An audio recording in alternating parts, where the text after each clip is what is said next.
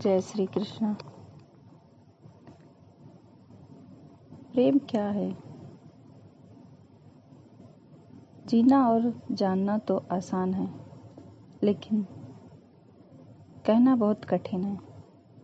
जैसे कोई मछली से पूछे कि सागर क्या है, तो मछली कहती है यह है सागर, ये रहा चारों तरफ वही है। लेकिन कोई पूछे कि कहो ये क्या है, बताओ मत, तो बहुत कठिन हो जाएगा मछली को। आदमी के जीवन में भी जो श्रेष्ठ है, सुंदर है और सत्य है, उसे जिया जा सकता है, जाना जा सकता है, हुआ जा सकता है, लेकिन कहना बहुत मुश्किल है। और दुर्घटना और दुर्भाग्य यह है कि जिसमें जिया जाना चाहिए, जिसमें हुआ जाना चाहिए, उसके संबंध में मनुष्य जाति 5-6 हजार वर्ष से केवल बातें कर रही है। प्रेम की बात चल रही है, प्रेम के गीत चल रहे हैं, प्रेम के गीत गाए जा रहे हैं, प्रेम के भजन गाए जा रहे हैं, और प्रेम का मनुष्य के जीवन में कोई स्थान ही नहीं है। अगर आदमी के भीतर खोजने जाएं तो प्रेम से ज़्यादा असत्य शब्द दूसरा नहीं मिलेगा।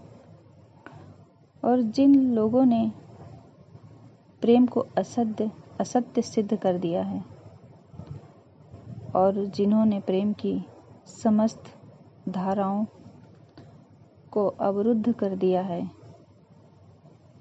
और बड़ा दुर्भाग्य यह है कि लोग समझते हैं वे ही प्रेम के जन्मदाता हैं।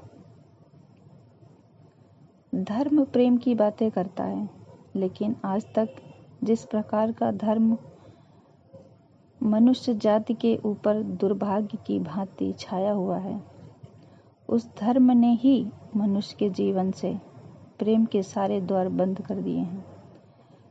और इस संबंध में पूरब और पश्चिम में कोई फर्क नहीं है, ना हिंदुस्तान में और ना अमेरिका में कोई फर्क है। मनुष्य के जीवन में प्रेम की धारा प्रकट की गई नहीं हो पाई। मनुष्य के जीवन में प्रेम की धारा प्रकट ही नहीं हो पाई, और ना हो पाई तो हम दोष देते हैं कि मनुष्य ही बुरा है, इसलिए नहीं प्रकट हो पाई। हम दोष देते हैं कि यह मन ही जहर है, इसलिए प्रकट नहीं हो पाई। मन जहर नहीं है, और जो लोग मन को जहर कहते हैं, उन्होंने ही प्रेम को जहरीला कर दिया है, प्रेम को प्रकट नहीं होने दिया। मन जहर हो कैसे सकता है? इस जगत में कुछ भी जहर नहीं है। परमात्मा के इस सारे उपक्रम कुछ भी विष नहीं है, सब अमृत है। लेकिन आदमी ने सारे अमृत को जहर कर लिया है, और इस जहर करने के शिक्षक, साधु, संत और कथाकथित धार्मिक लोगों का सबसे ज़्यादा हाथ है। इस बात को थोड़ा समझ लेना ज़रूरी है, क्योंकि अगर ये बात दिखाई ना पड़े तो मनुष्य के जीवन में कभी भी प्रेम भविष्य में ही नहीं हो सकता।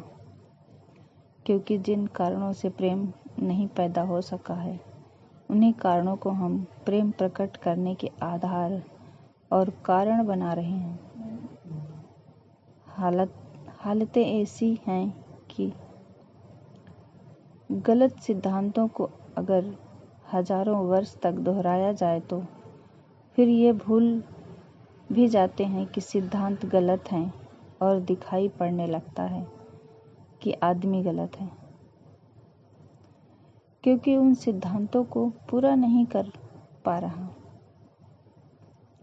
मैंने सुना है एक सम्राट के महल के नीचे एक पंखा बेचने वाला गुजरता था और जोर से चिल्ला रहा था कि अनूठे और अद्भुत पंखे मैंने निर्मित किए हैं। ऐसे पंखे कभी भी नहीं बनाए गए। ये पंखे कभी देखे भी नहीं गए। सम्राट ने खिड़की से झांक कर देखा कि कौन है जो अनूठे पंखे ले आया है। सम्राट के पास सब तरह के पंखे थे, दुनिया के कोने कोने से जो मिल सकते थे। और नीचे देखा, गलियारों में खड़ा हुआ एक आदमी साधारण 2-2 पैसे के पंखे होंगे और चिल्ला रहा है कि अनूठा अद्वितीय पंखा है। उस आदमी को ऊपर बुलाया और पूछा कि इन पंखों में क्या खूबी है, दाम क्या है। इन पंखों के उस पंखे वाले ने कहा कि महाराज, दाम ज़्यादा नहीं है, पंखे को देखते हुए दाम बहुत कम है, सिर्फ 100 रुपए का है। सम्राट ने कहा, 100 रुपए? ये 2 पैसे का पंखा जो बाजार में जगह जगह मिलता है, और 100 रुपए दाम? क्या है इसकी खूबी? उस आदमी ने कहा, खूबी? यह पंखा 100 वर्ष चलता है। 100 वर्ष के लिए गारंटी है। 100 वर्ष में कम से कम खराब नहीं होता है। सम्राट ने कहा, इसको देखकर तो ऐसा लगता है कि सप्ताह भर भी चल जाए, पूरा तो मुश्किल है। धोखा देने की कोशिश कर रहे हो, सरासर बेईमानी। और वह सम्राट भी के सामने। उस आदमी ने कहा, आप मुझे भली बात जानते हैं। इसी गलियारे में रोज पंखे बेचता हूँ। 100 रुपए दाम है इसके, और अगर 100 वर्ष ना चले तो मैं जिम्मेदार हूँ। रोज तो नीचे मौजूद होता हूँ। फिर आप सम्राट हैं, आपको धोखा देकर कहाँ जाऊँगा। वो पंखा खरीद लिया गया। सम्राट को विश्वास तो ना था, लेकिन आश्चर्य भी ना था कि यह आदमी सरासर झूठ बोल रहा है। किस बल पर बोल रहा है। पंखा 100 रुपए में खरीद लिया गया और उसके कहा कि 7वें दिन तुम उपस्थित हो जाना।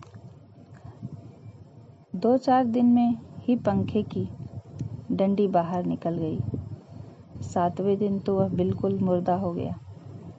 लेकिन सम्राट ने सोचा कि शायद पंखे वाला आएगा नहीं, लेकिन ठीक समय पर 7वें दिन वह पंखे वाला हाजिर हो गया और उसने कहा, कहो महाराज।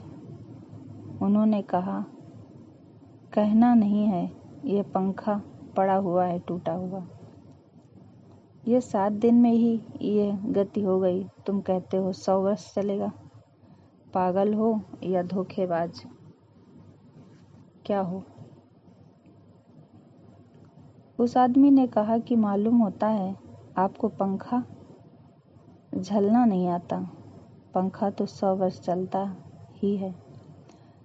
पंखा तो गारंटी है। आप पंखा झलते कैसे थे? सम्राट ने कहा, और भी सुनो, अब मुझे यह भी सीखना पड़ेगा कि पंखा कैसे किया जाता है। उस आदमी ने कहा, कृपा करके बताइए, इस पंखे की गति 7 दिन में ऐसे कैसे बना दिया आपने? किस भांति पंखा किया? सम्राट ने पंखा उठाकर करके दिखाया, इस भांति मैंने पंखा किया। उस आदमी ने कहा, समझ गया, भूल, इस तरह पंखा नहीं किया जाता। सम्राट ने कहा, और क्या रास्ता है पंखा चलने का?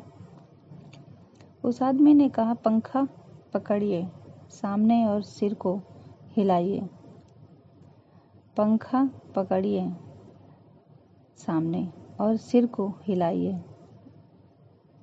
पंखा 100 वर्ष चलेगा। आप समाप्त हो जाएंगे, लेकिन पंखा बचेगा। पंखा गलत नहीं है, आपके झलने का ढंग गलत है। यह आदमी पैदा हुआ 5-6 1000 या 10,000 वर्ष की संस्कृति का यह आदमी फल है। लेकिन संस्कृति गलत नहीं है, ये आदमी गलत है। आदमी मरता जा रहा है रोज, और संस्कृति की दुहाई चलती चली जाती है कि महान संस्कृति, महान धर्म, महान सब कुछ, और उसका यह फल है। आदमी उसी संस्कृति से गुजरता है और यह परिणाम है उसका। लेकिन नहीं, आदमी गलत है और आदमी को बदलना चाहिए अपने को। कोई कहने की हिम्मत नहीं उठाता कि कहीं ऐसा तो नहीं कि 10,000 वर्षों में जो संस्कृति और धर्म आदमी को प्रेम से नहीं भर पाए, वह संस्कृति और धर्म गलत हों।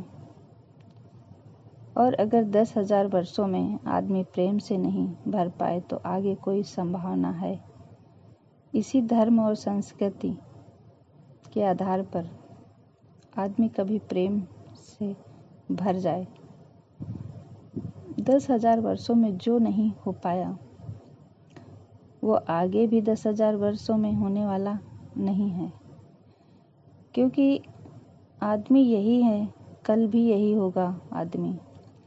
आदमी हमेशा से यही है और हमेशा यही होगा। और संस्कृति और धर्म जिनके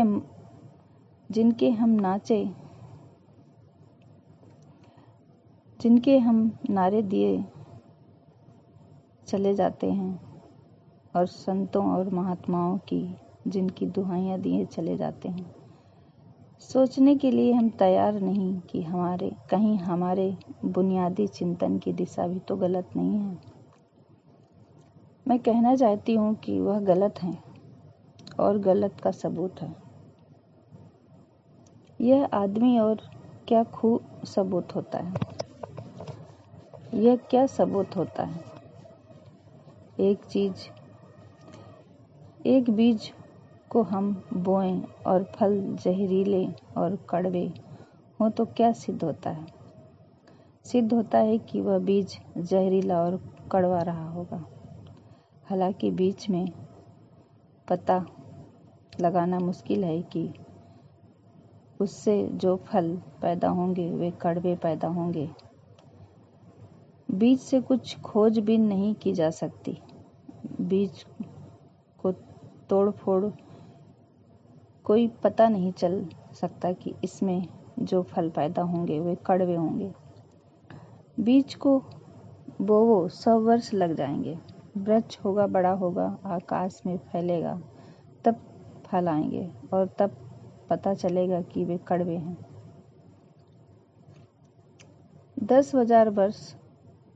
10,000 वर्ष में संस्कृति और धर्म के जो बीज बोए गए हैं, यह आदमी उसका फल है और यह कड़वा है और घृणा से भरा हुआ है।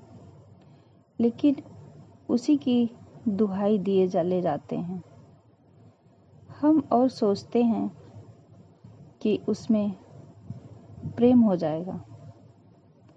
मैं आपसे कहना चाहती हूँ, उससे प्रेम नहीं हो सकता, क्योंकि प्रेम के पैदा होने की जो बुनियादी संभावना है, धर्मों ने उसकी ही हत्या कर दी है और उसमें ही जहर घोल दिया है। मनुष्य से भी ज़्यादा प्रेम पशु और पक्षियों में और पौधों में दिखाई पड़ता है, जिनके पास ना कोई संस्कृति है, ना कोई धर्म है। संस्कृत और सुसंस्कृत और सभ्य मनुष्यों की बजाय अब असभ्य और जंगल के आदमी में ज़्यादा प्रेम दिखाई पड़ता है, जिनके पास न कोई विकसित धर्म है, न कोई सभ्यता है, न कोई संस्कृति है। जितना आदमी सभ्य, सुसंस्कृत और तथाकथित धर्मों के प्रभाव में मंदिरों और चर्चों में प्रार्थना करने लगता है, उतना ही प्रेम से शून्य क्यों चला जाता है? जरूर कुछ कारण है।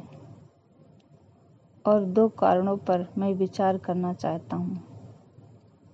अगर वे ख्याल में आ जाए तो प्रेम के विरुद्ध स्रोत टूट सकते हैं और प्रेम की गंगा बह सकती है। वह हर आदमी के भीतर है। उसे कहीं से लगा नहीं कि प्रेम कोई ऐसी बात नहीं है कि कहीं खोजने जाना है उसे। वह प्राणों की प्यास है, हर एक के भीतर है। वह प्राणों की सुगंध है, प्रत्येक के भीतर है, लेकिन चारों तरफ से परकोटा है उसके और वह प्रकट नहीं हो पाती। सब तरफ पत्थर की दीवार है और वे झरने नहीं फूट पाते। तो प्रेम की खोज और प्रेम की साधना कोई विधायक खोज और साधना नहीं है कि हम जाएं और कहीं प्रेम सीख लें। एक मूर्तिकार एक पत्थर को तोड़ रहा था। कोई देखने गया था कि मूर्ति कैसे बनाई जाती है। उसने देखा कि मूर्ति तो बिल्कुल नई बनाई जा रही है, सिर्फ छायनी और हथौड़ों से। पत्थर तोड़ा जा रहा था तो उस आदमी ने पूछा कि यह आप क्या कर रहे हैं? मूर्ति बनाएंगे? तो मैं तो मूर्ति का बनाना देखना आया हूँ। आप तो सिर्फ पत्थर तोड़ रहे हैं। उस मूर्तिकार ने कहा कि मूर्ति तो पत्थर के भीतर छिपी है, उसे बनाने की जरूरत नहीं है। सिर्फ उसके ऊपर जो व्यर्थ पत्थर जुड़ा है उसे अलग कर देने की जरूरत है और मूर्ति प्रकट हो जाएगी। मूर्ति बनाई नहीं जाती, मूर्ति सिर्फ आविष्कृत होती है, डिस्कवर होती है, अनावृत होती है, उगाड़ी जाती है। मनुष्य के भीतर प्रेम छिपा है, सिर्फ उगाड़ने की बात है। उसे पैदा करने का सवाल नहीं है, अनावृत करने की बात है। कुछ है जो हमने ऊपर से ओढ़ा हुआ है, जो उसे प्रकट नहीं होने देता। एक चिकित्सक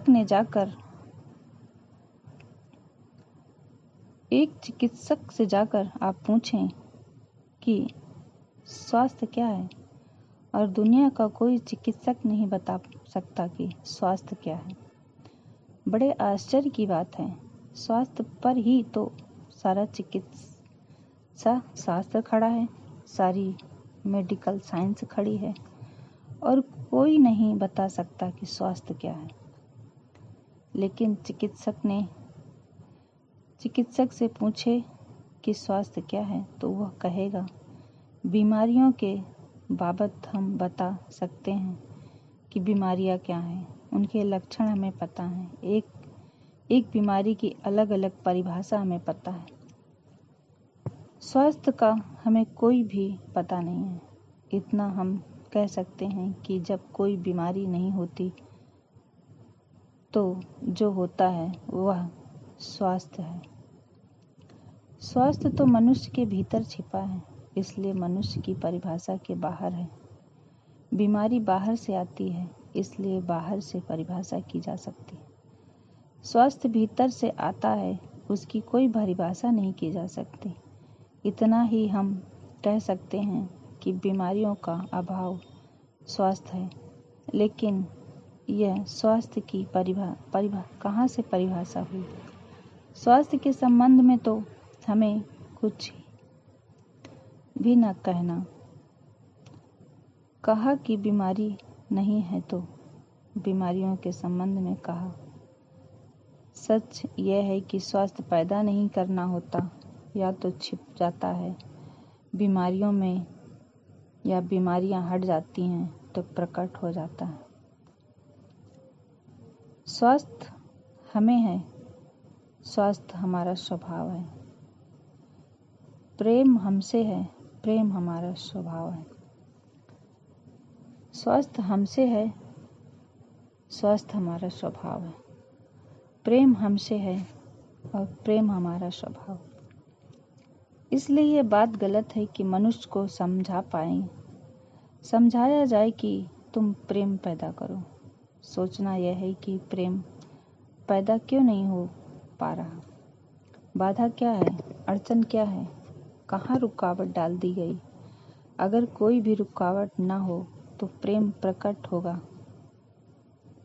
उसे सिखाने की और समझाने की जरूरत नहीं पड़ती।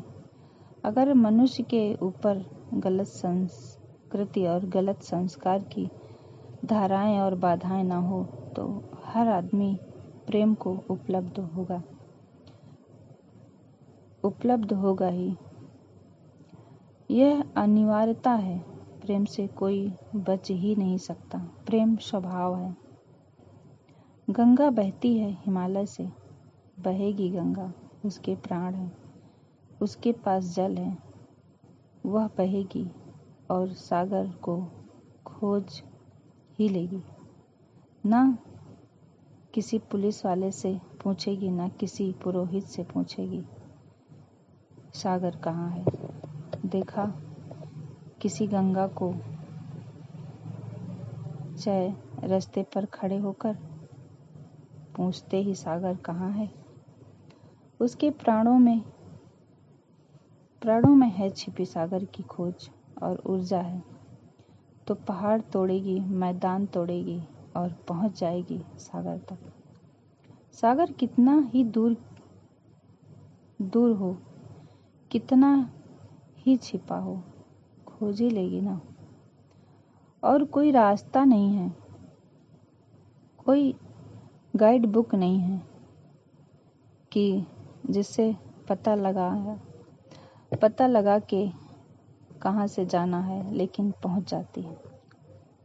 लेकिन बांध दिए जाए, चारों तरफ से परकोट उठा दिया जाए, प्रकृति की बाधाओं को तोड़कर तो गंगा सागर तक पहुंच जाती है।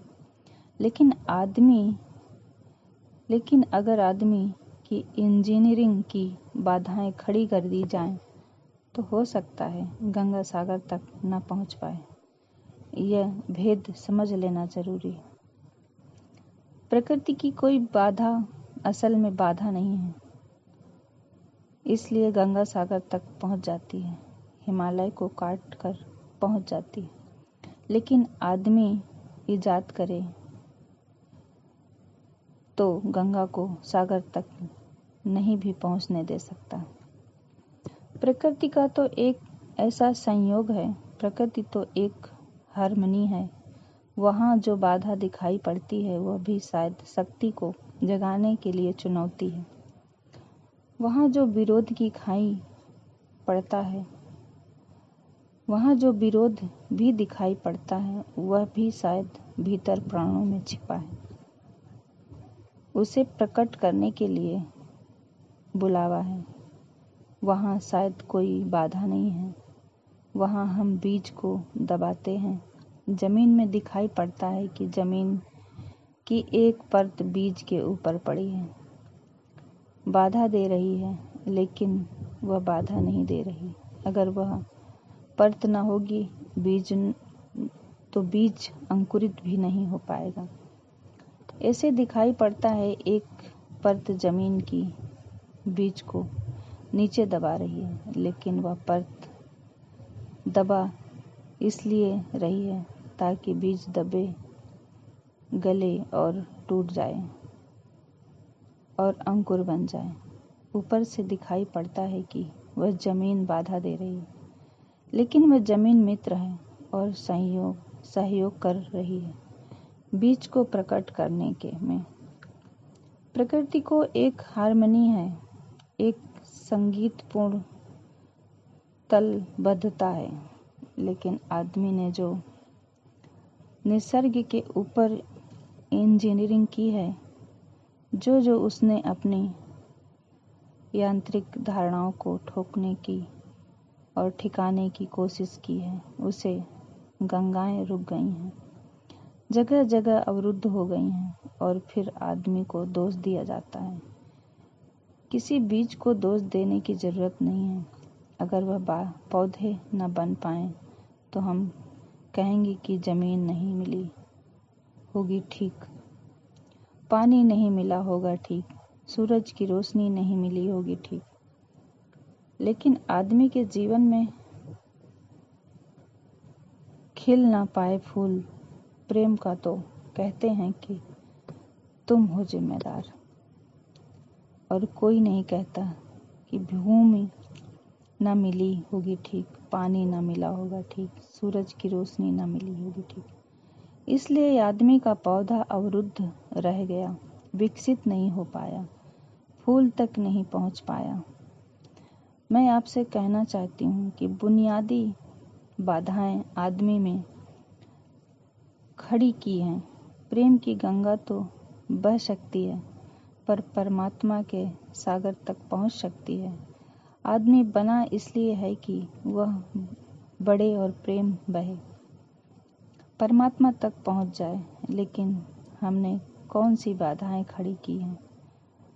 पहली बात, आज तक मनुष्य की सारी संस्कृति ने शिक्षा का काम का वासना का विरोध किया है। इस विरोध ने मनुष्य के भीतर प्रेम के जन्म की संभावना तोड़ दी है, नष्ट कर दी है इस निषेध ने। क्योंकि सच्चाई यह है कि प्रेम की सारी यात्रा का प्राथमिक बिंदु काम है, सेक्स है। प्रेम की यात्रा का जन्म गंगोत्री, जहाँ से गंगा पैदा होगी।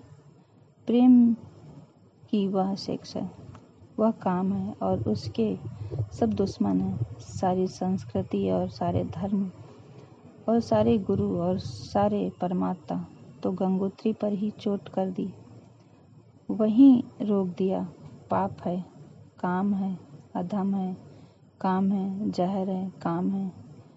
और हमने सोचा भी नहीं कि काम की ऊर्जा ही, सेक्स एनर्जी ही अनंत प्रेम में परिवर्तित होती है और रूपांतरित होती है।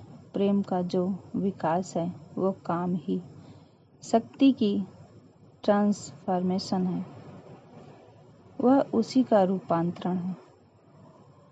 यह कोयला पड़ा हो, एक कोयला पड़ा हो और आपको ख्याल भी नहीं आए कि कोयला की रूपांतरित होकर हीरा बन सकता है। हीरे और कोयले में बुनियादी रूप से कोई भी फर्क नहीं है। हीरे में भी वे ही तत्व हैं जो कोयले में हैं, और कोयला हजारों वर्ष की प्रक्रिया से गुजरकर हीरा बन जाता है। लेकिन कोयले की कोई कीमत नहीं है, उसे कोई घर में रखता भी नहीं है।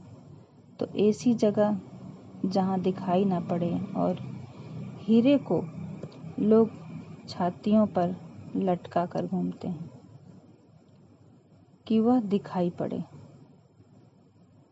और हीरा और कोयला एक ही है, लेकिन कोई दिखाई नहीं पड़ता कि इन दोनों के बीच अंतर बंध है, एक यात्रा है।